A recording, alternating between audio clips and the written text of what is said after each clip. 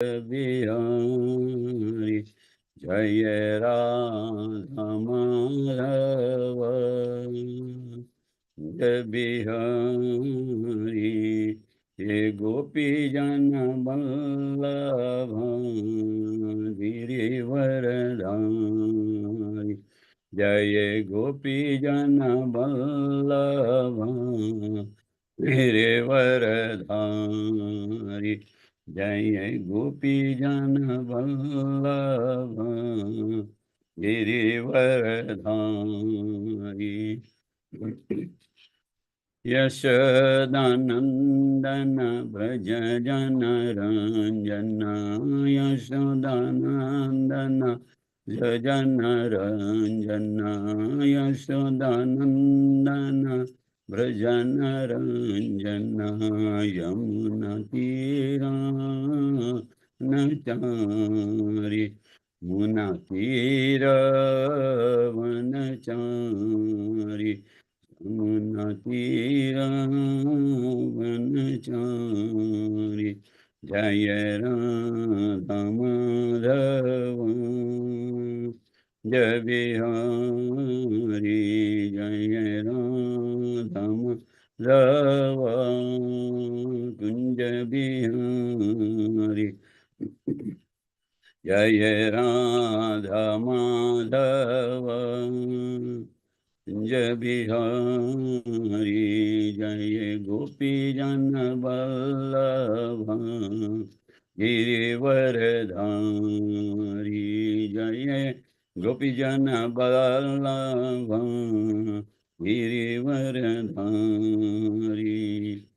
यशोदानंदन भज जन रंजन यशोदानंदन जन रंजन यमुना तीरा वनचारी मुना तीरा वनचारी जय राधा माधव कुंज बिहारी जय राधा माधव राधा माधव राधा जय राधा माधव राधा माधव राधा जय राधा गिरिधरी राधा गिरिधरी राधे जय राधा गिरिधरी राधा गिरिधरी राधे जय राधे जय राधे जय राधे जय श्री राधे जय राधे जय राधे जय राधे जय श्री राधे जय प्रभुपदा जय प्रभुपदा प्रभुपदा जय प्रभुपदा जय प्रभुपदा जय प्रभुपदा प्रभुपदा जय प्रभुपदा जय जय प्रभुपाद प्रभुपाद प्रभुपाद जय जय प्रभुपाद जय जय प्रभुपाद प्रभुपाद प्रभुपाद जय जय प्रभुपाद जय जय गुरुदेव गुरुदेव गुरुदेव जय जय गुरुदेव जय जय गुरुदेव गुरुदेव गुरुदेव जय जय गुरुदेव नित्य गौरा हरि बोल हरि बोल हरि बोल नित्य गौर हरि बोल नित्य गौरा हरि बोल हरि बोल हरि बोल नित्य गौरा हरि बोल श्री श्री राधा गिरधारी की जय श्री बलदेव सुभद्रा जगन्नाथ भगवान की जय श्री श्री गौर निताई की जय श्री प्रभुपाद की जय ओम नमो भगवते वासुदेवाय ओम नमो भगवते वासुदेवाय ओम नमो भगवते वासुदेवाय Narayanam namaskrityam naram chaiva narottamam devim saraswatim vyasam tato jayamudiryat Dhruvantam swakata Krishna punya sarvanam kirtanam hridayanta haya bhadrani vidunoti shut satam Nasta prayansu abhadresu nityam bhagavata sevaya Bhagavati uttam sloke bhaktir bhavati naistiki. Before reciting this Srimad Bhagavatam, which is the very means of conquest, one should offer respectful obeisances unto the personality of Godhead, Narayan, unto Naranarayan Rishi, the supermost human being, unto Mother Saraswati, the goddess of learning, and unto Srila Vyasadeva, the author of Srimad Bhagavatam. Sri Krishna, the personality of Godhead, who is the Paramatma in everyone's heart and the benefactor of the truthful devotee, cleanses desires for material enjoyment from the heart of the devotee who has developed the urge to hear his messages, which are in themselves virtuous when properly heard and chanted. By regular attendance in classes of the Bhagavatam and by rendering service to the pure devotee, all that is troublesome to the heart is almost completely destroyed, and loving service unto the personality of Godhead, who is praised with transcendental songs, is established as an irrevocable fact. Abhay Prabhu.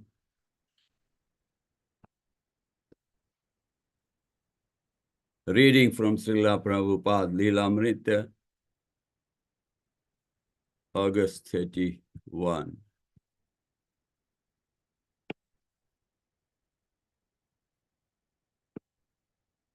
Some met at this storefront and went by bus carrying kartals, a tambourine, and Swami's bongo.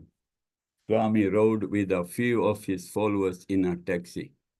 The typical dress of his followers consisted of well-worn sneakers, black pants or blue jeans, and T-shirts or button-down sport shirts. Traveling uptown in the early morning put the boys in a light-hearted spirit. And when they saw Swamiji at the UN in his flowing saffron robes, they became inspired. Swamiji began the chanting, but right away the peace vigil organizers stepped in and asked him to stop. This was a silent vigil, they said, and it should have prayerful, non-violent silence. The boys were crushed, but Swamiji accepted the restriction and began silently chanting on his beads. A dignitary stood up before the assembly and made a short speech in which he mentioned Gandhi, and then he turned to Prabhupada and indicated that he could now speak about peace. Standing erect, the UN skyscraper loomed behind him. Swamiji spoke in a soft voice. The world must accept that God is the proprietor of everything and the friend of everyone, he said. Only then can we have real peace. Mr. Bogat had scheduled the Swami for 2 hours of silent prayer.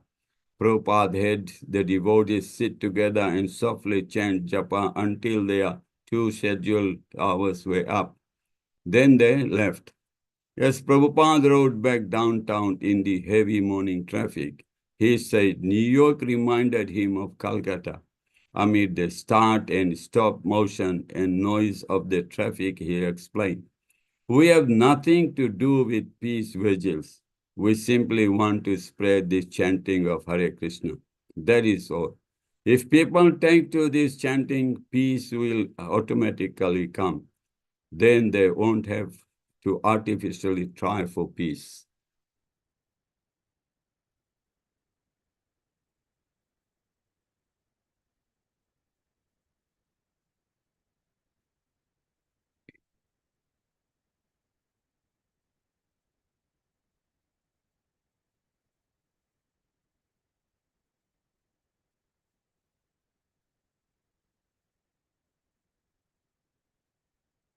Hare Krishna, everyone. Welcome to today's Srimad Bhagavatam class.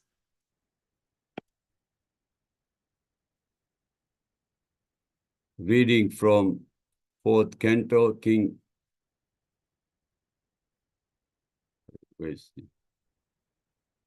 And chapter 26, King Puranjana goes to the forest to hunt, and his queen becomes angry. And text 17. Canto 4, chapter 26, text 17. Ramavacha Naranatana Janimas Tat Priye Yad Vayavasya Vasyati Bhutale Nirvastare Shayanam Pasya Sastruhan Naranatana Janimas Tat Priye Yad Vayavasyati Bhutale Nirvastare Shayanam Pasya Satruhan. Somebody else, please. Hare Krishna Prabhuji, I am trying. Yeah. Rama Uchu Naranam no Janims Tat Priya Jad Bhavashyati Bhutale Niravastare Shayananam Pasya Shatruhan. Thank you, Hare Prabhu. Krishna. Hare Krishna Prabhuji, Dandavat Pranam. Dandavat Pranam. Rama Uchuhu Naronath no janimas Tatpriya yad vyavashyati Bhutale nirabastare Shayanam pasya shatruhan. Hare Krishna. Thank you,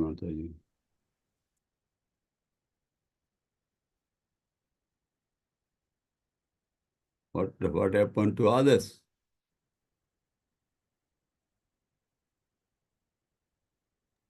Hare Krishna Prabhu.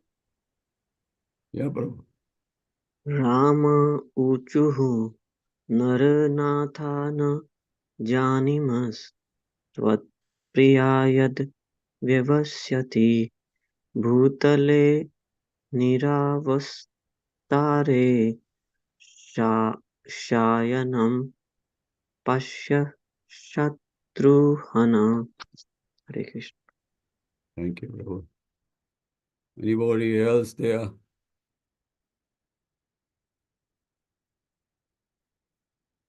Ramavach, the woman thus spoke, Naranatha, O king, na janima, we do not know.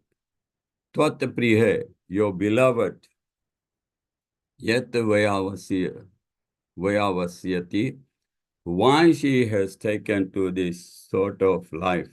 Bhutale, on the ground, nirvastare, without bedding, shayanam, lying down, pashe, look, sastruhan, who kill off enemies. Translation and purport by His Divine Grace, ऐसी भक्ति वेदांत स्वामी श्रील प्रभुपाद की जय. All the women address the king, O master of the citizens. We do not know why your dear wife has taken on this sort of existence. O killer of enemies, kindly look. She is lying on the ground without bedding. We cannot understand why she is acting this way. Srila Prabhupada explains, when a person is devoid of devotional service of Vishnu Bhakti, he takes so many sinful activities. King Puranjan left home, neglected his own wife, and engaged himself in killing animals. This is the position of all materialistic men. They do not care for a married chaste wife. They take the wife only as an instrument for sense enjoyment, not as a means for devotional service. To have unrestricted sex life, the karmis work very hard. They have concluded that the best course is to have sex with any woman and simply pay the price for her, as though she were a mercantile commodity. Thus, they engage their energy in working very hard for such material acquisitions. Such materialistic people have lost their good intelligence. They must search out their intelligence within the heart. A person who does not have a chaste wife accepted by religious principles always have a bewildered intelligence. The wife of King Puranjan was lying on the ground because she was neglected by her husband.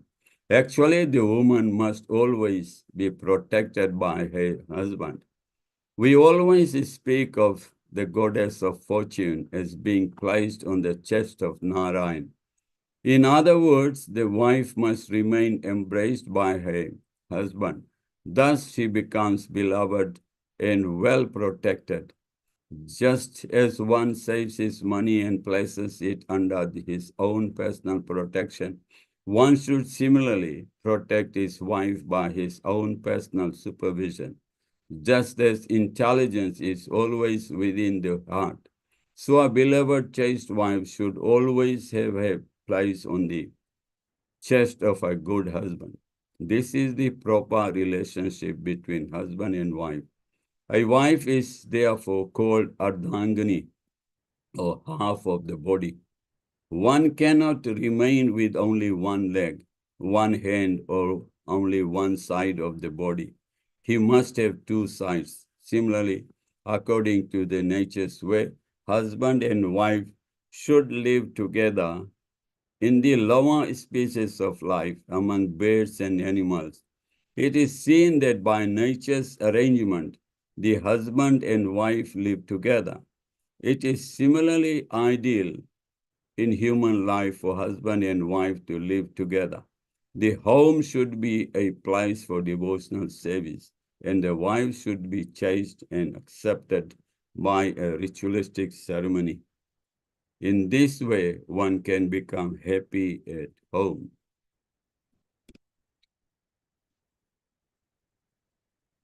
Rama उवाच नरनाथ न जानीमस त्वत्प्रिय यद वया वस्यति भूतले निर्वस्तारे शयनाम पश्ये Shatrughan. All the women address the king, O master of the citizens. We do not know why your dear wife has taken on this sort of existence, O killer of enemies. Kindly look, she is lying on the ground without bedding. We cannot understand why she is acting this way. Nama Vishnu Padang Krishna Prasthaya Bhutare Srimate Bhakti Vedanta Swaminiti Namni Namaste Saraswate Deve Gaurvani Pracharane Nirvisesa Sunyavadi Paschata Destatane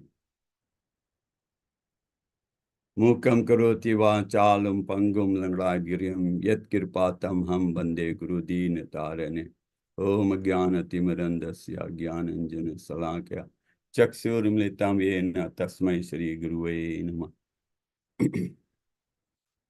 हे कृष्णा करुणा सिंधु दीन बंधु जगतपते गोपीश गोपिका कांता राधा कांता नमस्ते. जयतम श्रुतो पंगोर मम मन मतेर गति मत सर्वस्पदम भोज राधा मदन मोहन. वांच कल्पतरु भयश्चा कृपा सिंधु भयो ये चा पतितनां पावन भयो वैष्णव्यो नमो नमः. जय श्री कृष्ण चैतन्य प्रभु नित्यानंद श्री अद्वैत गदाधर शिवासादि गौर भक्त वृंद. हरे कृष्णा कृष्णा कृष्णा हरे हरे, हरे Ram Ram Ram Hare Hare. Hare Krishna. Prabhupada is very clear on explaining the position of or the relationship between husband and wife and how husband should treat a chaste wife. He's very clear in his purport, but this also reminds of another incident where a queen gets angry and behaved in similar way. Does anybody remember that?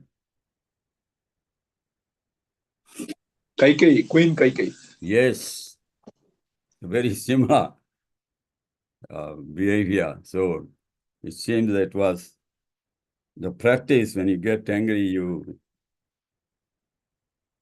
behave in that way. Anyway, I will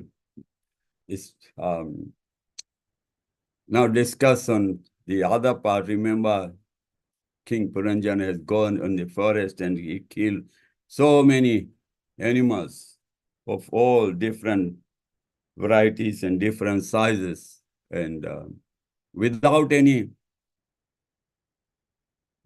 purpose, just as a part of game.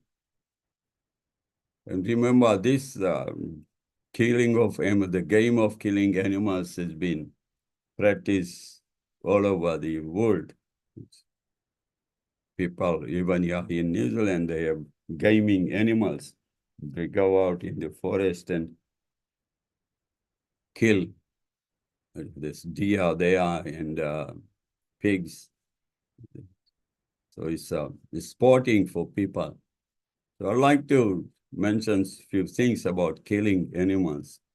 In Bhakti Rasamrita Sindhu, Srila Rup Goswami explains that a man becomes sinful out of ignorance only. The ignorance means you don't realize that killing animals or killing other beings is sinful, or people are suffering. And the result of our such indulgence, or the effect is that we also suffer because of our sins. Killers of animals should neither live nor die. If they live only, they will be killing more animals and enjoy human like life is not very prosperous. And of course, they accumulate more sin and more suffering, more reactions. And as soon as a killer dies, he enters the cycle of birth and death in the lower species of life. It's mentioned, I can't remember the reference, whether it's in Garud Purana or Mahabharata, that if you kill an animal, you have to take birth for the number of years, number of times there's hair on the body of the animal that you have killed. For example, if you've killed a goat, the number of hairs on the body of that goat, you have to take so many lives to pay back, to atone your killing of one animal. So you can imagine the cycle going around. In Manu Samhita, scriptures tell us that all people get the reaction for being involved with meat. That the people are involved in, when you're killing or eating meat, is all those involved, consenting the killing, helping the killing, carrying the meat or the animal, selling, buying, cooking, eating, saving and eating. All these people get this equally sinful as the killing of the animal. There is a very tight restriction in if someone wants to eat meat. For example, people have to worship Mother Kali. The process is that once a month on a dark moon, this is from the, picked it up from ISKCON Desire Tree, an article there. Once a month, they are allowed to take some lesser animal like a goat or pig in the temple grounds of Kali, and then they chant, Mamsa Kadati Mamsa. Mamsa Kadati Mamsa. Whatever I am doing to you, you can do to me in my next life. The Sanskrit word Mamsa means, Mama means me, and Sa means he. I am killing this animal, I am eating him, and in my next lifetime, he'll kill me and eat me. So that's the meaning of Mamsa Kadati Mamsa. Remember in the last chapter, Narad Muni reminded King Rasparayan, that all these animals, remember, he was sacrificing lots of animals to doing the animal sacrifice yagna. And Narad Muni in text 7 and 8 is reminding that you are showing him that look, all these animals are waiting your death in the sky so that they can avenge the injuries you have inflicted upon them. After you die, they will angrily pierce your body with iron horns. So all those involved in killing. There's a lot of evidence, lot of reference in these scriptures that remind us that killing of animals is not accepted. In Science of Self-Realization, pages 35 to 36, Srila Prabhupada says that here is the scientific, this is a discussion with the Christian priest.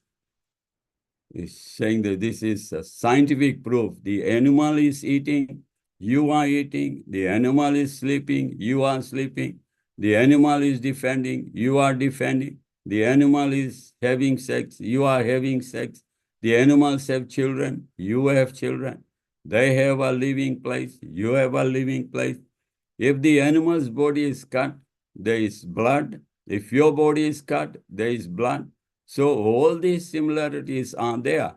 Now, why do you deny this one similarity, the presence of the soul? Remember that Christians don't believe that animals have soul. It's only human beings. So Prabhupada is trying to convince him that animals do have souls. That is not logical. That what you have studied logic. In logic, there is something called analogy. Analogy means drawing a conclusion by finding many points of similarity. If there are so many points of similarity between human beings and animals, why deny one similarity? That is not logic. That is not science. It's in science of self-realization.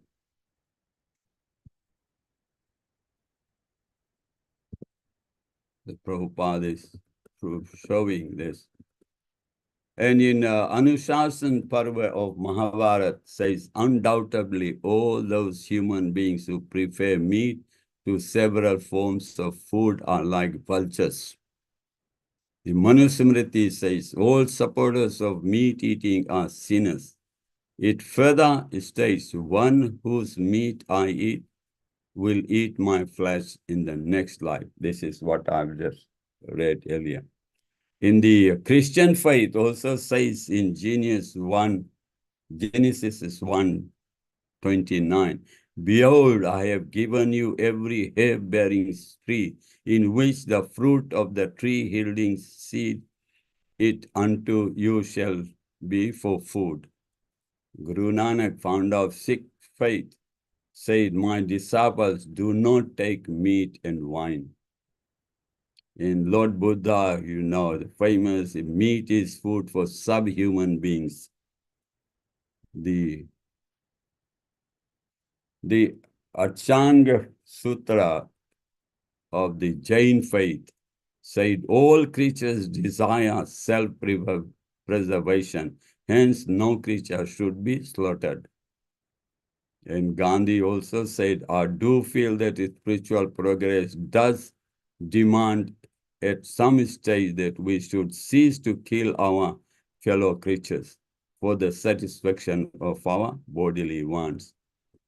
And also in Islam, the Prophet Muhammad says, whoever is kind to the creatures of God is kind to himself. So in all religions, mention whether they practice or not, but they mention about the sinfulness of killing other animals. The Old Testament instructs, thou shalt not kill. This is traditionally misinterpreted as referring only to murder. As per the story, there's some stories I've just found this article, so I thought I'll share with you. Many times people question us why we don't eat garlic and onion. In the Sati Yuga, remember in other yugas, particularly Sati people were doing Gaumeda or Ashwamedha yajnas, performing sacrifices of cows and horses. So in Satya Yuga, the rishis were performing these yajnas. And their purpose was that with their mantras, they used to get the animals back in young and beautiful bodies. They revive, they would sacrifice older animals and create young and new duplicates. One time, the rishi who was about to perform the Gaumeg sacrifice, his wife was pregnant. She had a very strong desire to eat, and she had heard that if during pregnancy one has a desire to eat something and does not fulfill this, then the baby that will be born will always have saliva coming from his mouth. Very strange. These days she desired strongly to eat meat.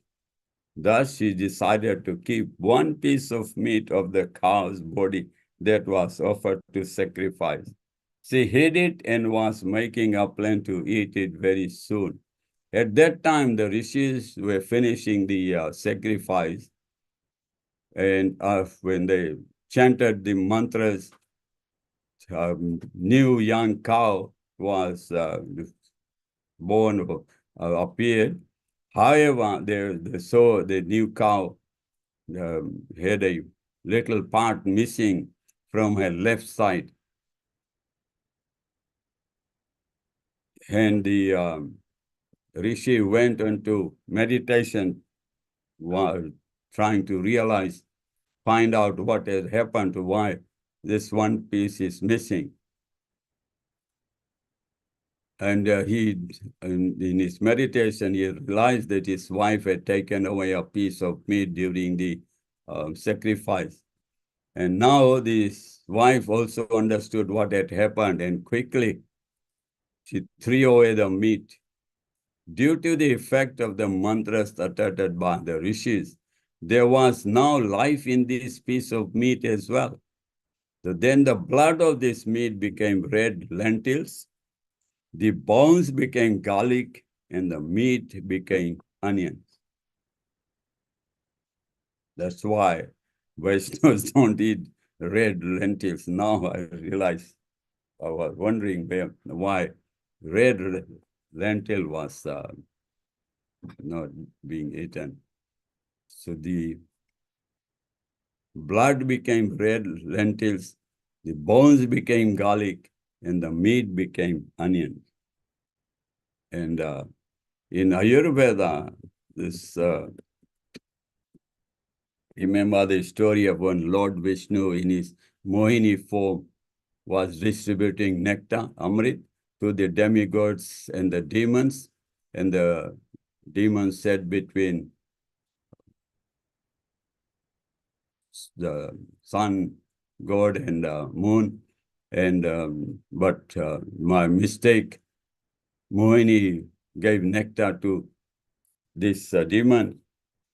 But immediately the Lord was reminded by sun and moon that those two were demons. As soon as the Lord came to realize his mistake, he cut off the head of, here he says both demons, so I'm not sure whether there were two demons or one, but I thought they were one demon, cut off the head of the demon. By that time, nectar had not passed through the throat of the demon. It was still in his mouth, and when the Lord cut off his head, the nectar fell on the ground. This nectar did not pass through the stomach but fell on the ground. That is the reason why Rahu and Ketu head are still alive and their body was finished. The nectar which was put into the mouth fell on the ground, and when the heads cut off from the body, from the nectar, garlic and onion manifested from the ground. Thus, the garlic and onions are regarded as nectar, but not used for lords because they are remnants of the demons touched by the demon's mouth. Even if nectar touched by the mouth of demons, still poisonous or diseased. So because you are touched by the mouth of the demons, it became garlic and onion. So but not meant for Vishnu offering. And well, in Ayurveda, I mean, we know that onion and garlic is the similar food properties as meat. And this one story, Srila Prabhupada mentioned, when he was asked why we don't eat onion and garlic, he tells this story. For the Muslims, cow slaughter is a regular affair. This particular king, however, before having the cow slaughtered, would call a Brahman, and the Brahman would offer prayers to the effect that in this life, these people are slaughtering you, but in the next life, you will get the chance to slaughter them. It's the same thing as mentioned in Mahabharata and Manusmriti. So one time a Brahmin came there, but he felt lusty and he wanted to eat the cow's flesh also. However, the system was that he was not allowed to see the slaughter going on. He was supposed to offer his prayers and then leave.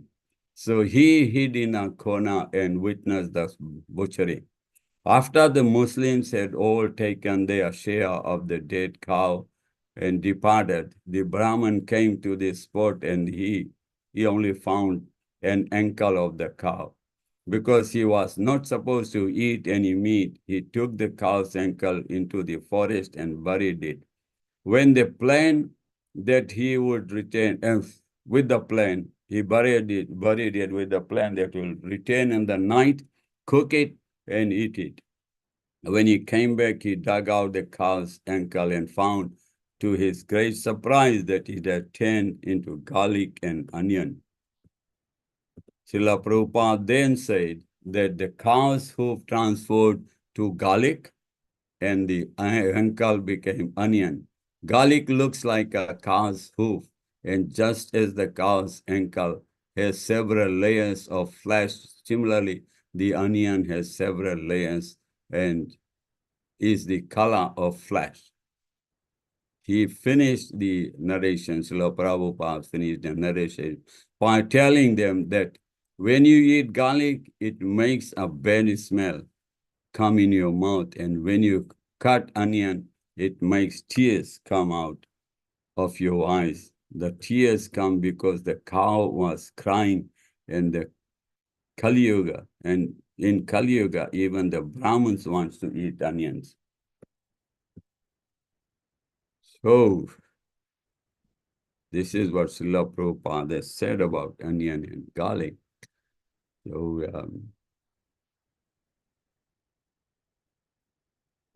you all coming back to the topic of married life, how one should be treating a wife. Srila Prabhupada is very clear in his purport. I'd like to propose or repeat this. Actually, the woman must always be protected by her husband. We always speak of goddess of fortune as being placed on the chest of Narayan. In other words, the wife must remain embraced by her husband. Thus, she becomes beloved and well protected. Just as one saves his money and places it under his own personal protection, one should similarly protect his wife by his own personal supervision.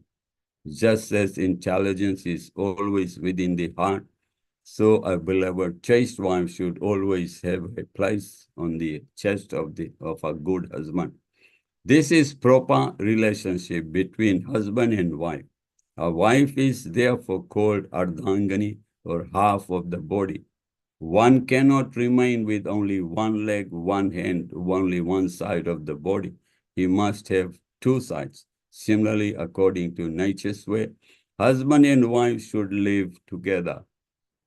In the lower species of life, Prabhupada is giving us, reminding us, among birds and animals, it is seen that by nature's arrangement, the husband and wife live together. It's only in human beings we have separation and divorce. It is similarly ideal in human life for the husband and wife to live together. The home should be a place of devotional service, and the wife should be chaste and accepted by a ritualistic ceremony. This way, one can become happy at home. So, any questions or comments?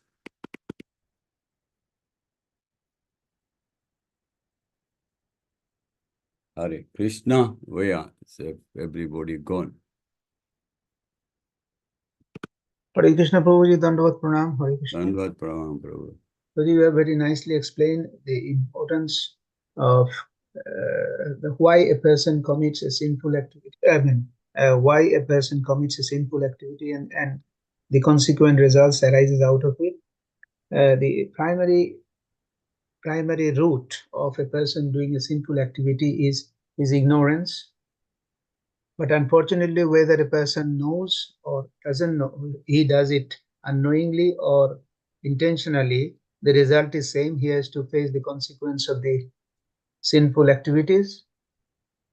So and you have given the example, nice example of killing animals.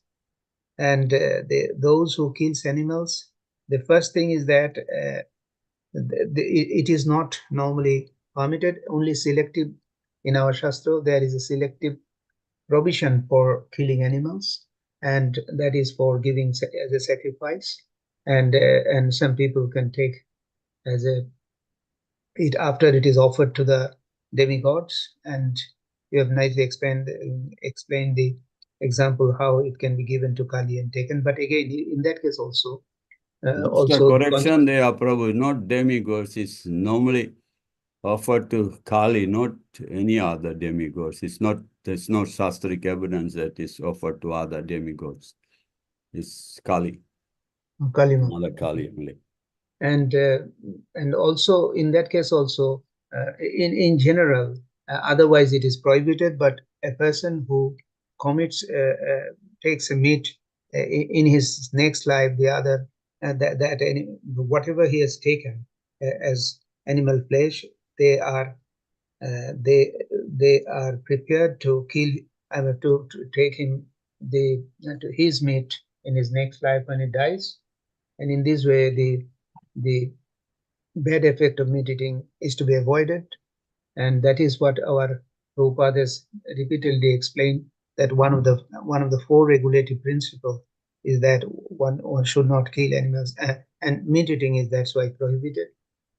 And also it is against the compassion for a living being, and they have also soul, and so one should avoid killing animals and taking meat as a consequence. And the last point you have told about the importance of wife in the family, because wife is considered in a married man's life, women is half of his life. He should be protected and given all care, that she never feels she is uncared. So just as the example of Narayana and Lakshmi is given, Lakshmi is in the heart of Narayana. In this way, a person should take care of his wife so that And in an ideal situation, husband and wife, both together, can perform the religious activities properly, and one can help each other, and counter as a counterpart, become complement to each other in their progress in the religious life, and in this way they can go back to Godhead, each helping the other. And thank you for the very nice class, Prabhuji. Thank you. Hare Krishna. Yeah, Prabhu, I actually asked for some additions. You mentioned what I have, you repeated what I have said, but I'm asking for any addition, comments, or questions. Anyway, thank you. Hare Krishna Prabhu, Dhanva Pranam. Dhanvad, Prabhuji. Prabhuji, now you just said that if some man kills goat this life and eats the meat, then next birth the man becomes goat and the goat becomes man, Yeah. and then the goat will kill the man and eat. Yeah. Then where is going to that stop? I mean, there's It's going to be not a going cycle. to stop. Yeah. Because It's going to be a cycle, that, right? that goat which comes back, he's committing the same thing that you have done. Yeah, So so coming in a human form. cycle goes on and on and on. So the first thing is not to commit that sin. Now, once you have committed, once you have the man has committed the committed sin and has Yeah. committed sin by Yeah. eating meat, then the goat becomes man and eats the man's flesh, Yeah. meat.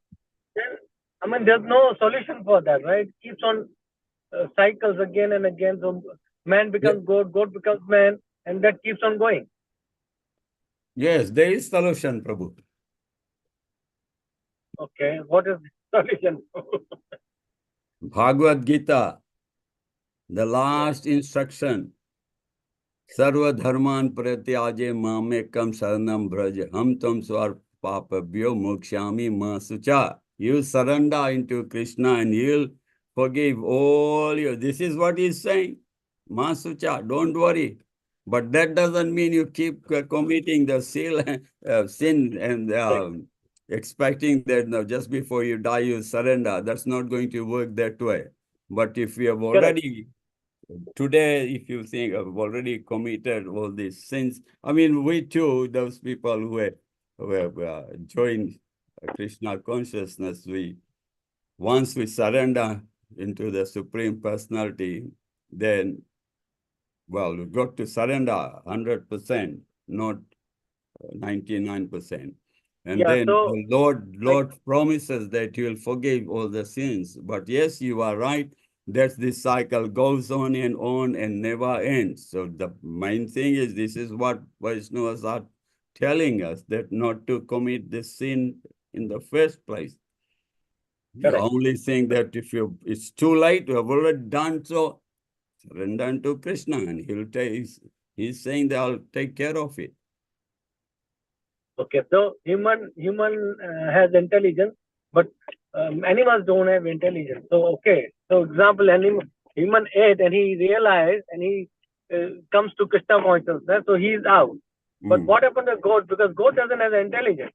So next life when the goat becomes man, what will goat do then? Yeah, when the goat becomes man, then is God supposed to have the intelligence? Correct. Correct.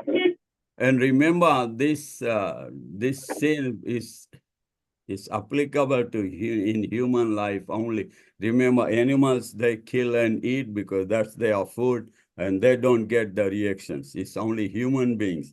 And when that animal comes back as human being, of course, human beings, it should not, we got to, the bottom line is that we got to make a stop somewhere. Either join the International Society for Krishna Consciousness, or you can stop, at least cut down on the reactions, the cycle of reaction. There are lots of vegetarians, not only the Vaishnavas or the Hare Krishna, there are many, and sometimes, somewhere, slowly, they will get the benefit of it for sure. But you want a fast track, ISKCON is not just ISKCON, Vaishnava, you have just take surrender into Lord Krishna or Ram, whichever you are following. Yes, somebody else was saying, some Mataji wanted to comment. Thank you, Prabhu. Thank you very much. I hope I've clarified your... Yes, Prabhu. Thank you very much. Because human has intelligence and he can decide what is good and what is bad. Yes. But animals don't. Yeah. So when a man comes in animal form, he can't decide what is good. But when a God comes in a human form, God has an option whether to do good thing or bad thing. Yeah. It Thank you. actually starts off with human beings. We are the ones who kill other animals who are eating. When animals kill animals, they don't get the reaction. Also, But, Prabhu, there are animals who kill man.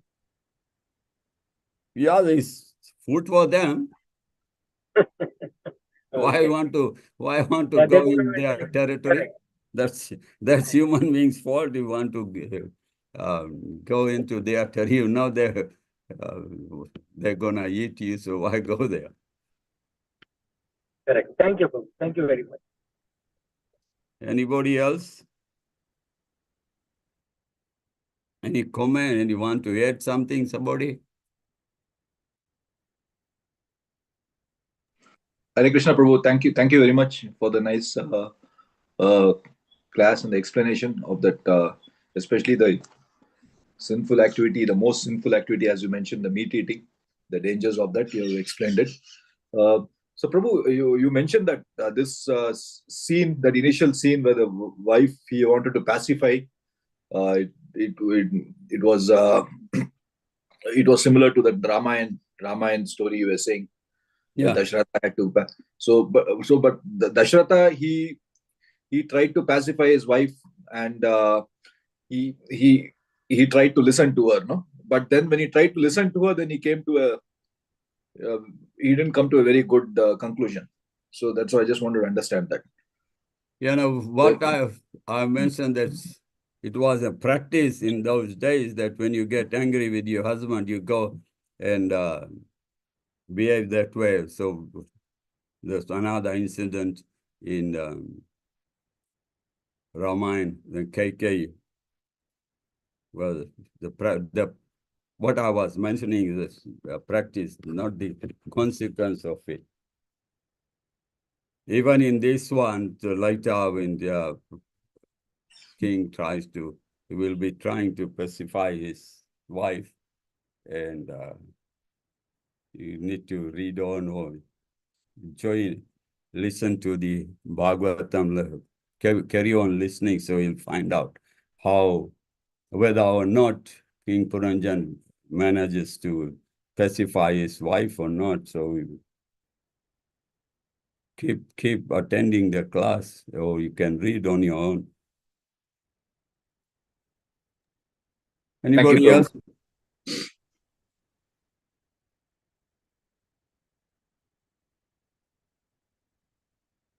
Okay, then.